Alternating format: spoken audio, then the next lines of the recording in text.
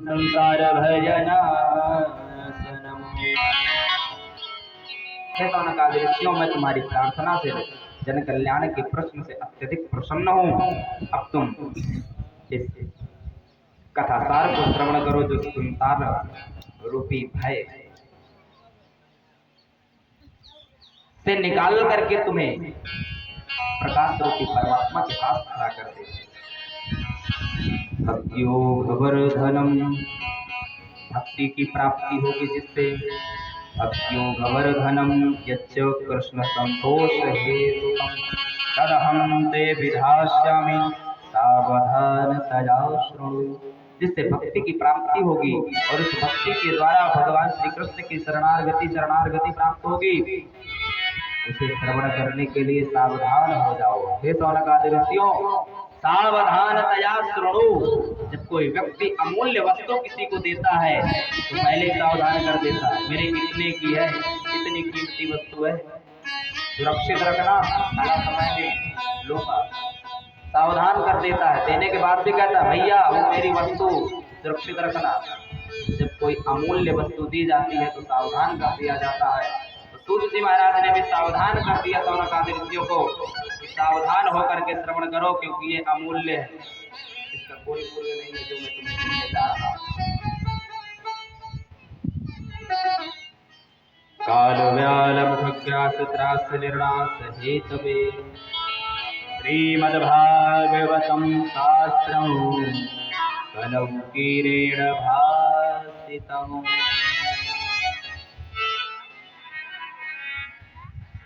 सूत जी कहते हैं सौनकादि ऋषियों से, हमारा जीवन क्या है, ये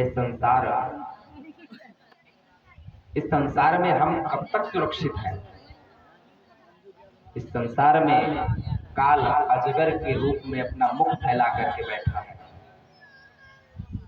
इस जगत के ऊपर, इस संसार के ऊपर काल अजगर का, काल रूपी अजगर अपना मुख फैला करके बैठा है, और जिस मुख के अंदर हम सब आप हैं। और कब तक हम सुरक्षित हैं? बोले हम तब तक सुरक्षित हैं जब तक वो अजगर अपना मुख बंद नहीं कर लेता। सुरक्षित कब तक है? जब तक वो अजगर अपना मुख बंद नहीं कर लेता। और जैसे ही अजगर ने मुख बंद किया वैसे ही हम भी बंद हो जाएंगे। तो हम बंद ना होने पाए उसके पूर्व ही हम अपनी मुक्ति का मार्ग प्रशस्त कर लें। इसलिए हे सौनकादि ऋषियों, इसका सबसे बड़ा जो सार है और जो कलयुग का साधन है वो मात्र है श्रीमद्भागवतम शास्त्रम कलौकीरेण भासितम्। कलयुग में सबसे ज्यादा पुण्य फल प्रदान करने वाली, जीव का तरण तारण करने वाली एकमात्र कथा है तो श्रीमद्भागवत की कथा है। तो मैं तुम्हें सौनकादि ऋषियों श्रीमद्भागवत की कथा श्रवण कराऊंगा, सावधान होकर के सुनना, क्योंकि एक समाद परम किंचन मनः शुद्धे न विद्यते जन्मांतरे भवेत् पुण्यम तदा भागवतम लभेत्। जब हमारे कई जन्मों के पुण्यों का उदय होता है तब जाकर के कथा प्राप्त होती है। इसलिए सावधान होकर के सुनना। यह श्रीमद्भागवत की कथा सुखदेव जी जब परीक्षित जी को सुनाने के लिए बैठे थे तो सुखदेव जी के सामने देवता अमृत का कलश लेकर के आए और सुखदेव जी को प्रणाम करके कहते हैं कि हे गुरुदेव, सुखम नत्वा वदं सर्वे स्वकार्यो कुशलाकुरा कथा सुधा प्रयक्षस्व गृहीत्वैव सुधामिमाम्। हे सुखदेव जी महाराज, आप ये जो भागवत की कथा परीक्षित जी को सुनाने जा रहे हैं, यह कथा आप हमें श्रवण करा दीजिए। और हम अमृत का कलश लेकर के आए हैं, परीक्षित जी को अमृत मिला दीजिए, क्योंकि परीक्षित जी को श्राप है कि अजगर डसेगा, इन्हें मरने का भय है। तो हम अमृत लाए हैं, अमृत पी लेंगे तो मरेंगे नहीं, और आप ये कथा हमें पिला दीजिए। सुखदेव जी सुन करके हंसे, ठहाका लगा करके हंसे, अरे स्वकार्य कुशलासुरा, अपने कार्य को कुशल करने में श्रेष्ठ देवताओं, तुम्हें लज्जा नहीं आई? व्यापारी बन करके हमारे पास आए हो, अगर शिष्य बेटा बन करके आते तो जरूर हम तुम्हें यह कथा अमृत पान कराते, लेकिन एक व्यापारी, और वो भी ठगिया व्यापारी बन करके आए हो, हंस करके सुखदेव जी ने मना कर दिया देवताओं को, अब हिरणा करके वहां से भगा दिए हैं। एवं विनिमय जाते सुधाराज्ञा प्रपीयतां प्रभास्यामो भजं सर्वे श्री प्रभागवतामृतम् स्वसुधा स्वकथा लोके क्वकाचः क्वमणिर्महा स्वसुधा स्वकथा लोके स्वकाचः क्वमणिर्महा ब्रह्मरा तो विचार्यं ततो देवांजः सहा। देवताओं को ठगिया छलिया कह करके सुखदेव जी ने भगा दिया। व्यापारी बन करके आए हो, कहाँ तुम्हारा यह कांच के समान अमृत और कहाँ मेरा मणि के समान कथा। कांच के और मणि की तुलना कभी हो सकती है क्या? देवता ब्रह्मा जी के पास गए, महाराज उस धरा में पृथ्वी में परीक्षित को कथा सुनाने के लिए सुखदेव जी बैठे हैं। हम उनके पास जाकर के उनसे कहा कि यह अमृत आप परीक्षित जी को पिला दें और कथा अमृत हमें पिला दें, तो क्या हम इसके अधिकारी नहीं है, इस योग्य भी नहीं कि हम कथामृत पान कर सके? ब्रह्मा जी ने कहा, देवताओं घबराते क्यों हो, समय तो आने दो, कथामृत से होता क्या है? कथा जो श्रवण कर रहे हैं परीक्षित, उसको सुनने के बाद होगा क्या ये तो देखो पहले, उस कथा का प्रभाव क्या है भी कुछ की कुछ नहीं है, ये तो जानो। कथा श्रवण के बाद जब परीक्षित जी की मुक्ति हुई, ब्रह्मा जी ने विचार किया, सत्य लोक को तराजू बनाया और एक पर्दे पर समस्त धर्म साधन रख दिया और एक तरफ भागवत जी को रख दिया। और सत्य लोके तुलावध्वा, सत्य लोके तुलावध्वा तुलयत्ताभरांजया, जैसे उठा करके देखा, तराजू को उठाया तो जिस तरफ भागवत जी रखती है वो पलड़ा नीचे है और जिसमें अन्य साधन है वो पलड़ा ऊपर है, तो जिसमें भार होगा वही नीचे होगा। जैसे ब्रह्मा जी ने उठा करके देखा, ऋषियों ने आकाशवाणी कर दी कि कलयुग में अगर कोई श्रेष्ठ साधन है तो केवल भागवत जी। भागवत गर्जना करती है, तेहि कर तले पठनात् श्रवणात् सद्यो वैकुंठ फलदायकम्, इसके पढ़ने से श्रवण करने से वैकुंठ का गामी होता है जीवन। कलयुग में सबसे बड़ा और सबसे अच्छा और सरल कोई साधन है तो वो है श्रीमद् भागवत महापुराण की कथा, जिस कथा को श्रवण करने के लिए हम आप यहाँ सब बैठे हैं। यही श्रीमद् भागवत की कथा सप्ताह विधि से, पहले इसका सप्ताह वाचन नहीं होता था, सप्ताह विधि से यही श्रीमद् भागवत की कथा सनक सनंदन सनातन सनत कुमारों ने नारद जी को सुनाई है। ऋषियों ने कहा, महाराज हमने सुना है नारद जी एक जगह रुकते नहीं हैं, नारद जी के पास ऐसी क्या स्थिति आ गई थी कि उन्हें एक जगह ठहर करके 7 दिन तक रहना पड़ा और कथा श्रवण करना पड़ा। सप्ताहेन श्रुतं चैतत् सर्वथा मुक्तिदायकं नरकाद्यै पुरा प्रोक्तं नारदाय दयापरे। नारद जी के पास ऐसी क्या स्थिति आ गई थी कि 7 दिन तक रुक करके उन्हें श्रवण करना पड़ा।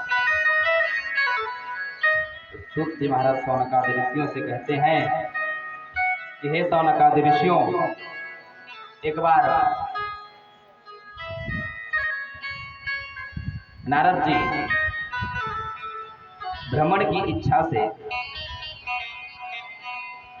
कहीं सत्संग हो जाए इस आकांक्षा से निकले थे। हर जगह वो गए,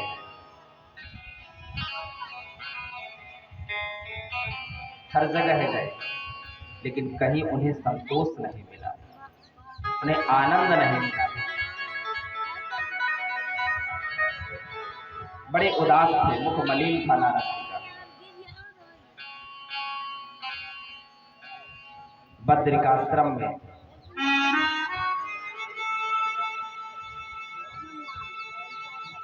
विशालापुरी बद्रिकाश्रम को कहा गया। विशालापुरी में सनक सनंदन सनातन सनत कुमार चारों कुमार बैठे थे। इनकी भी सत्संग की इच्छा थी। सत्संग की इच्छा से बद्रिकाश्रम से जरा से निकल ही रहे थे कि अचानक इनके सामने नारद जी आ जाते हैं।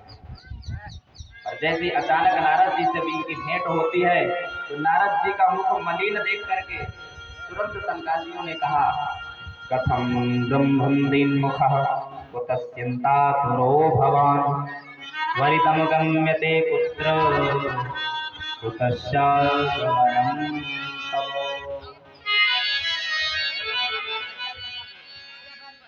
हे ब्रह्मश्रेष्ठ ब्रह्मपुत्र नारद,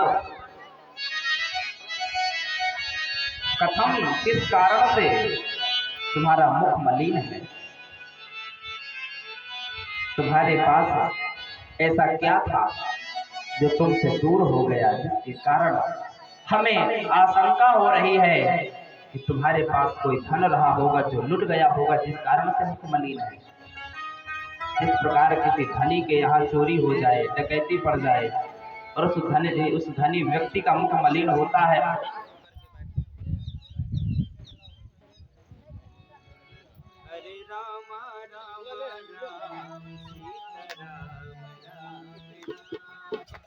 राम राम राम सीता राम।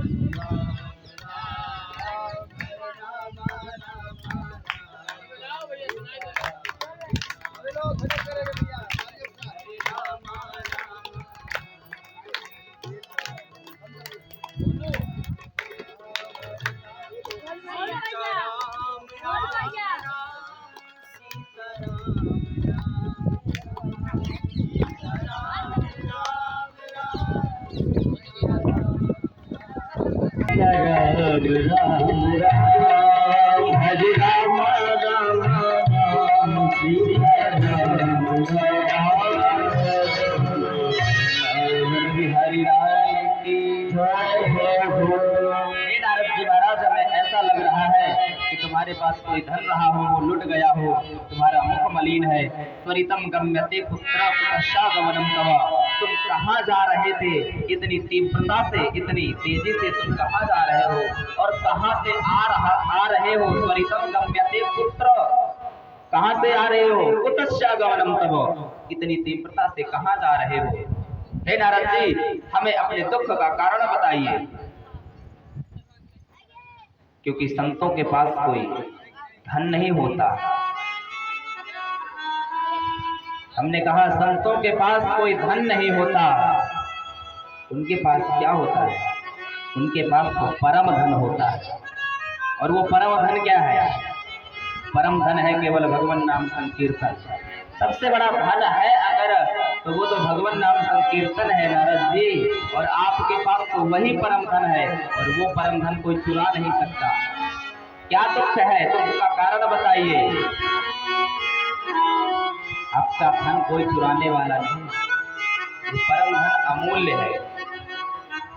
कबीरा सब जग निर्धना, धनवंता नहीं कोई, धनवंता कोई जानिए, जाके राम नाम धन होए। और हम संतों के पास तो केवल हरि नाम संकीर्तन होता है, उसे कोई चुरा नहीं सकता। हमारो धन राधा, श्री राधा श्री राधा, हमारो धन राधा श्री राधा श्री राधा, हमारो धन राधा श्री राधा श्री राधा, हमारो धन राधा श्री राधा श्री राधा, हमारो धन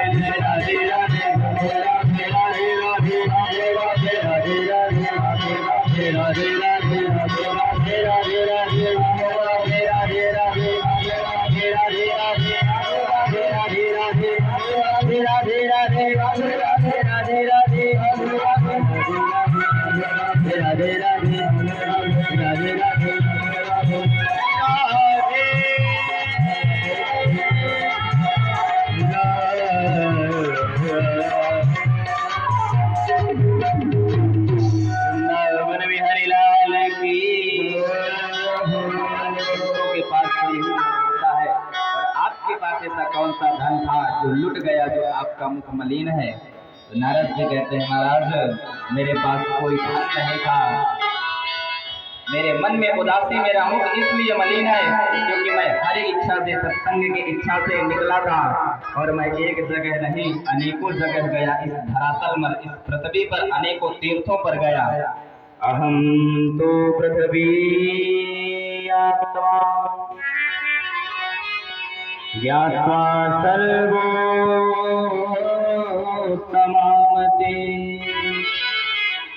पुष्करं च प्रयागं च काशीं गोदावरीं तथा हरिक्षेत्रं कुरुक्षेत्रं श्रीरंगं सेतुबन्धनम् एवमादिषु तीर्थेषु भ्रममाणाय सर्वदा। हे महाराज, इस धरातल पर मैं श्रीरंग गया, सेतुबंधन गया, रामेश्वर गया, बद्रिकाश्रम गया, जगन्नाथपुरी गया, हर तीर्थालय में घूम आया, लेकिन महाराज मुझे कहीं शांति नहीं मिली, मुझे मेरे मन को कहीं संतोष नहीं मिला, क्योंकि जहाँ कहीं भी गया हर जगह मुझे केवल इतना ही मिला कि उदरम भरिणो जीवा, केवल जीवा अपना पेट भरने में लगा है, हर जगह अपना पेट भरने में लगा है। भरा का कूट भाषिणा, कैसे भर रहा है? किसी का हड़प करके, चोरी करके, झूठ बोल करके। महाराज मेरे मन को शांति नहीं मिली, ना कहीं सत्य मिला, ना कहीं सौच पवित्रता, कुछ भी नहीं मिला। हर जगह मेरे मन को कष्ट ही मिला। जब कहीं मुझे कुछ नहीं मिला तो मैं आश्रमों में गया, आश्रमों में गया तो क्या देखा, आश्रमों में क्या विकृति हो गई थी महाराज। एक जगह से बहुत तेजी की आवाज आ रही थी, एक जगह से बहुत तेजी की आवाज आ रही थी। मैं उस आश्रम में गया, स्पीकर लगे थे, माइक लगे थे, आवाज आ रही थी। आश्रम में गया, पता किया ये किसका आश्रम है। पता चला महाराज ये मौनी बाबा का आश्रम है। मौनी बाबा के आश्रम से इतनी आवाज। दूसरी जगह गया, बहुत सारे बच्चे खेल रहे थे, उनसे पता किया ये बच्चे किसके हैं, कहा ब्रह्मचारी जी के हैं, ये बच्चे ब्रह्मचारी जी के हैं। भंडारा चल रहा था, आश्रम में भंडारा चल रहा था, लंगर चल रहा था। वहां जाकर के मैं देखा ये आश्रम बोले फलाहारी महाराज। बहुत सारी बिल्डिंगें बनी है कई कई खंड की। वहां जाकर के देखा, पता किया ये किसका आश्रम है, बोले त्यागी जी महाराज का है। हर जगह मुझे कष्ट क्लेश, कहीं मेरे मन को शांति नहीं मिली महाराज।